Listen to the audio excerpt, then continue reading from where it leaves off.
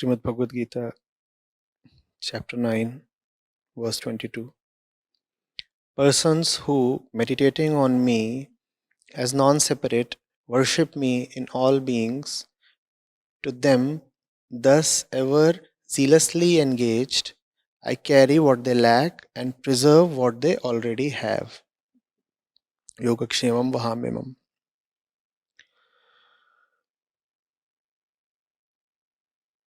What does it mean? Comes the question now. To worship Krishna as non-separate or ananya in all beings. I find it easy to see Krishna in animals, but I notice that I see the opposite of love, compassion, and truth in other humans. I sense this is because my mind is dirty and unclean, so I see that in others. Is the verse asking us to focus on what is loving, compassionate, and truthful in other humans instead of focusing on what is not? No. There is just too much of pop spirituality in this question. All these notions that you're coming from have sprung up mostly in the last 100 years since the advent of industrialization, and they all just rally against the one fundamental requirement for spirituality. It is called discretion. Discretion or vivek is to differentiate between the temporal and the non-temporal, the true and the false, the deceptive and the reliable. Are you getting it? But if you do that, then the false is not left with a place to hide. Therefore, the forces of falseness all have penetrated spirituality to create a kind of neo-spirituality these days in which all falsenesses are acceptable in the name of unconditional love or focusing on the positives and such things. Do you get this? Real spirituality is about rejecting the false. Real spirituality, therefore, is uncompromising, harsh, ruthless. Just reject the false. That's what real spirituality is about. But if you are living in an age, in an era, in a society, in an economic system that is dominated by forces of falsenesses, then it becomes imperative for them to invent a new kind of spirituality that engages, even endorses all falsenesses. So you have terms like, don't judge me or don't judge anybody. Now what does that mean? That means don't call the false as false. Because if you start calling the false as false, how will the false sell itself? And how will the sellers of falsenesses profit from your pocket? Therefore, the new spiritual aphorism is don't judge. Similar to this is, belonging to the same family, love unconditionally. Where is discretion then? If everything is lovable, then the dirt within is also lovable. Then what is the need to improve at all? If one's dirty condition is lovable, is there a need to take a spiritual bath? Similarly, there are more such adages floating in the spiritual places nowadays. And they have become so commonplace that they have almost gained acceptability as something scriptural. People are surprised when I tell them that no scripture ever talks of such things as looking at the true and the false in the same way. No scripture ever says that the false is as lovable and as respectable as the truth. So that's the backdrop from where this question seems to be coming. Now, the question. You see, you are asking how to see Krishna in all beings. It has to be done in two ways. We'll elaborate.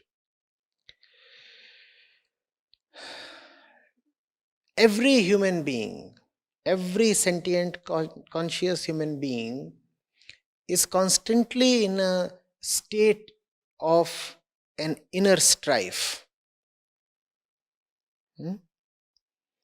There is the inertia of the body, there is the inertia of Prakriti that wants the status quo to continue, that wants the past to keep rolling on into the future. That's the law of inertia, isn't it? If something is moving, it will just continue to move on. In the absence of a resisting force, the law of inertia states that if something is moving, it will simply continue to move till infinity. It will never stop. And if something is not moving, it will not move even in infinite time, in the absence of an external force. So there is the force of inertia within us. And it's something that has a lot of weight and momentum behind it. That which is rolling with a great momentum that it has obtained from the millions of years of the past. It is rolling on. It is rolling on. It wants to keep rolling on. It's a juggernaut. It's happening within every human being. Something within us just wants to keep rolling on. It doesn't want to look right or left. It doesn't want to exercise the brakes. It doesn't want to see what was behind and what lies ahead. It just wants to roll on blindly. There's that. And then there is somebody who is confined within that rolling machine, who sees no sense, no purpose, no gain in just rolling on blindly. He also finds that he is in no position to stop the rolling movement. The rolling machine, the rolling apparatus is simply too big, too heavy, very unstoppable. So, the only option left to him is to either adjust, succumb, or reconcile in polite language, or find a way to be liberated from the confines of the machine. That's what every human being is facing. This is the internal situation within every human being. And as we have already said, therefore there are only two choices available to every human being. The machine will continue to roll on. You cannot do anything to the machine. It's almost as if the machine does not belong to you. You are just an unwilling captive inside the machine. You have been vested with no authority to tamper with the machine, apply the brakes, or do anything. Right? Don't you see that? The heart keeps beating, the lungs keep breathing, and the brain keeps thinking. The machine rolls on. What can you do about it? You cannot do anything about even the most important event of your bodily birth. Were you consulted? You are so helpless. It all happened without your consent. You are not even engaged in the process. You were just handed over the body. And you are asking, but why? Why has this been given to me? You are handed over the body, and the body has not been given to you as a gift. The body has been given to you as a jail. You have been told, here it is, and you have to live within it. And you cannot do much about the body. Obviously, superficially, you can change the body, just as a prisoner can choose to paint the walls of his cell. Can he not? Superficially, you can choose to do something with the body. So you can, for example, lose weight or gain weight. You can get a haircut of your choice. You can even get your face modified. Some surgery, plastic surgery or something, Botox and such things are happening. You can get a dental job done. But does any of that alter the fundamental tendency of the machine to keep rolling on? No. So confined within the machine, you can at best keep fiddling with the machine in a very inconsequential way. Really, you can change nothing about the machine. Really, you can not change your primitive and fundamental biological tendencies. Nobody does. Now, you are left with two choices. Either adjust and say, but this will continue, so I might just as well reconcile, adjust, and make merry in my confinement. I have come to terms with the reality that this is what is called life. And I don't want to spend this life fighting an impossible war. That's what 99.99999% do. They say this is an impossible war. So I'll simply accept my fate and decorate the insides of the juggernaut. Or you could imagine a huge cylinder that is rolling on. And somebody is caught inside that cylinder and he is either painting the insides or doing some other stuff. Throwing a wedding party, or earning money, or building a house, all inside the rolling cylinder. How comfortable would it be, by the way? Your house is inside a rolling cylinder that is rolling without your consent into a future that is unseen, not determinable. And yet, you choose to just keep celebrating inside your captivity. Yeah? That's a choice most people make. How do you see Krishna in these people? That's what the question is. How do you see Krishna in these people?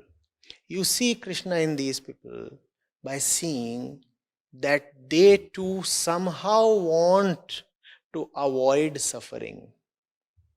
It's just that Krishna's Maya is such that in the process of avoiding suffering, in their quest to avoid suffering, they are just bringing more suffering upon themselves.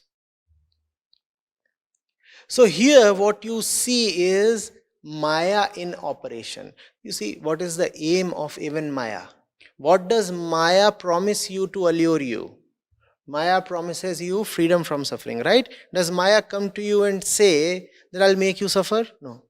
Maya seduces you by offering you happiness, does it not? Yeah? Right. So, when you see such people, you have to see Krishna by realizing that everybody is, after all, working for happiness. And so great is the yoga maya of Krishna that people, in spite of wanting happiness, work against their own happiness. And then there is the remaining little fraction, 0.0001%, who are directly targeting freedom or Krishna. Both are synonymous. Krishna is another name for freedom. There is that minuscule fraction that directly targets freedom. Obviously, when you look at them, there is no need for conjecture left now. Those people are Krishna personified. There you see the love of consciousness for freedom. There you see how each being is so desperate to reach the same point it is coming from. How we all cannot exist without that one thing, call it truth or freedom or whatever. But such direct evidence is available only in 1 in a million people. In the others, you will only see indirect evidence. So when you look, for example, at an instance of obvious evil, how do you see Krishna there? You see that this person, after all, is seeking freedom from his suffering. He too is seeking Krishna, but he is under the spell of Krishna's Maya. Therefore, he is not seeking Krishna directly, he is seeking Krishna indirectly. Therefore, he does deserve your compassion, but because he has chosen an indirect path now, therefore direct compassion will not work with him. What Krishna displays towards Duryodhana on the battlefield of Kurukshetra is surely compassion, but indirect. Towards Arjun, Krishna is displaying direct compassion. Towards Duryodhana, Krishna is displaying indirect compassion. How? The best way to demonstrate, or rather sometimes the only way to demonstrate a person in the wrong, that he is indeed in the wrong, is by defeating him. What is it that supports his wrongness? His confidence that wrongness will win. How do you then liberate him from his wrongness? By demonstrating to him that wrongness will not win. Therefore, by defeating Duryodhana, Krishna is offering his compassion to Duryodhana. Are you getting it? You have mentioned here that when you see the opposite of love, compassion and truth in others, then you tell yourself that it is because your mind is dirty and unclean, therefore you are seeing dirt and unclean stuff in others. No, please. Avoid this attitude. If you see dirt,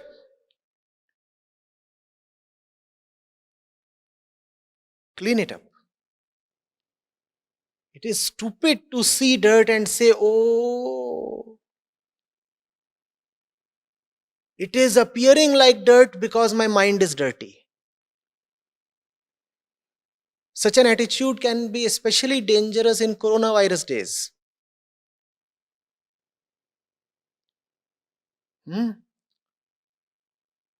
You cannot say that the virus too is an embodiment of Krishna. And everybody who is carrying the virus is actually not sick, but is appearing sick because your mind is sick. No. Sickness is sickness. And virus is virus. Clean up and avoid. Love is a highly exclusive thing. You just cannot love wisdom and nonsense in the same way. You cannot talk of the highest and the lowest in the same breath. You must learn to exclude. You must learn to reserve. You must learn to see distinction before you come to see unity. If someone starts talking of unity without firstly being adept in the art of discretion, then he is just fooling himself. It's a process in levels. At the lowest level are people who see no distinction. To them, clean and unclean are the same. To them, right and wrong are the same. Therefore, in the name of rightness, what they usually do is something wrong. To them, dharma and adharma are same. Therefore, in the name of dharma, what they usually engage in is adharma. This is the lowest level of people. They just cannot differentiate. They have no discretion. Now, from this stage, to take you beyond this stage, spiritual practice starts. And spiritual practice is about learning to differentiate. Learn to differentiate first of all. Learn to see that truth and maya are different. Learn to see that wisdom and foolishness are different. Learn to see that freedom and bondage are different. And once you have become adept in seeing the differences, you then come to a point when you see that even that which is false only because it was approaching truth in a convoluted way, in a personal way. So the false too is actually a lover of truth. Therefore, the false too deserves consideration and compassion. But that is after stage 2. In stage 2, first of all, you must practice the art of vivek or discretion, differentiation.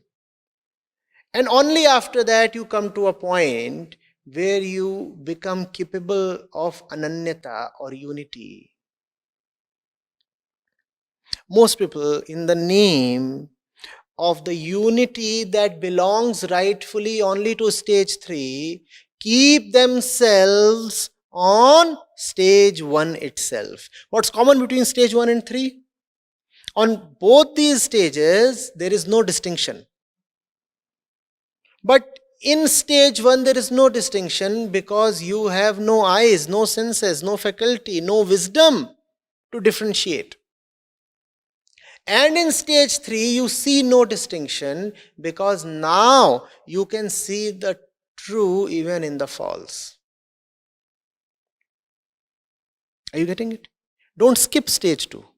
Stage 2 is where the work lies. Stage 2 is where the practice lies. Don't just try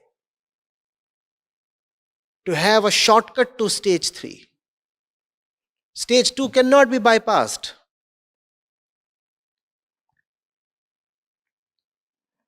Is that clear?